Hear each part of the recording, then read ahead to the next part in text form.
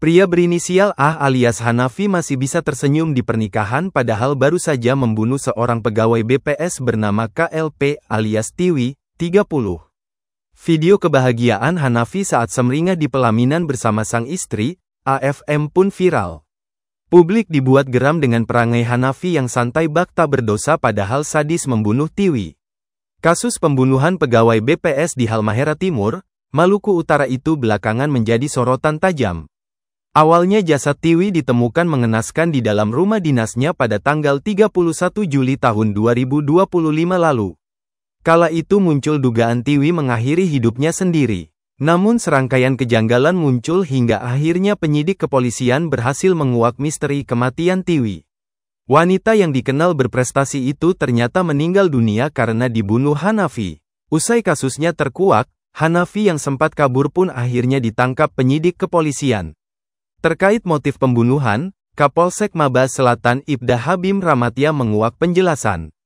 Hanafi mengaku tega menghabisi nyawa Tiwi karena butuh uang Tiwi untuk membayar utang akibat judi online.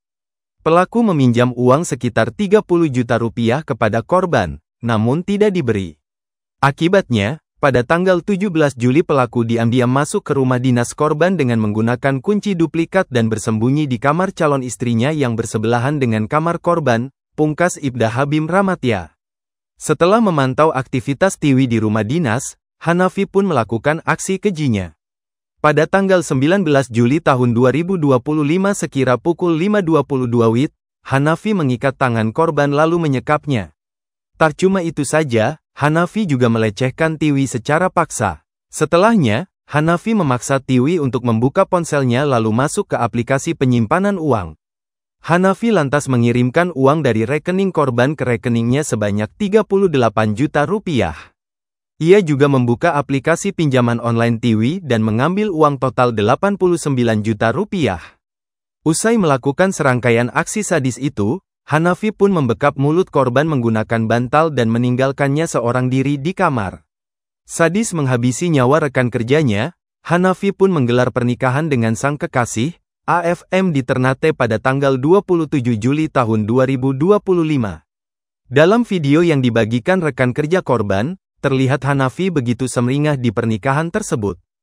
Bahkan pria berkacamata itu tertawa lebar usai resmi menjadi suami AFM.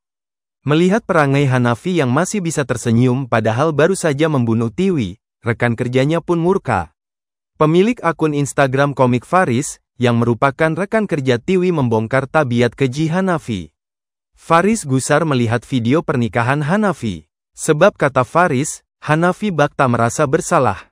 Lihat ekspresi bahagianya, Hanafi, seminggu setelah entitas ini menghilangkan nyawa adik kami dengan cara yang sangat bengis dan biadab. Dia menikah dengan ekspresi sebahagia itu, pungkas Faris. Terlihat merasa bersalah? Sama sekali tidak, sambungnya. Bukan hanya itu, ada beberapa hal yang membuat Faris marah. Ternyata saat jasad Tiwi ditemukan oleh penyidik, Hanafi turut menyaksikan dari kejauhan. Hanafi terlihat santai dengan wajah tak merasa bersalah. Entitas ini hadir dengan santainya saat jenazah adik kami dibawa ke RS. Dari bahasa tubuhnya santai sekali, imbuh Faris. Lebih lanjut, Faris juga menguak taktik licik Hanafi agar aksinya tak ketahuan. Karenanya Faris menyebut Hanafi sosok psikopat. Hal itu karena Hanafi sempat pura-pura jadi Tiwi di chat. Ya, Hanafi mengambil alih ponsel Tiwi lalu pura-pura membalas chat seperti seolah-olah Tiwi. Dia, Hanafi, yang membalas chat Wa tanggal 23 dan meretweet tanggal 24 sehingga semua orang mengira Tiwi meninggal karena menghilangkan nyawanya sendiri, pungkas Faris. Info tambahan, entitas ini punya track record pinjam uang puluhan juta kemana-mana untuk judi online, sambungnya. Tak cuma itu, Hanafi mengelabui rekan kerja dan atasan korban. Pelaku kemudian menggunakan ponsel korban untuk mengajukan cuti kerja dari 21 hingga tanggal 25 Juli serta membalas pesan WhatsApp yang masuk agar seolah-olah korban masih hidup.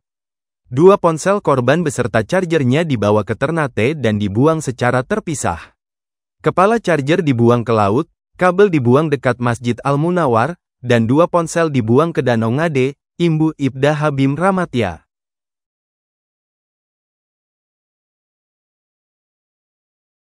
Download Tribun X sekarang, menghadirkan lokal menjadi Indonesia.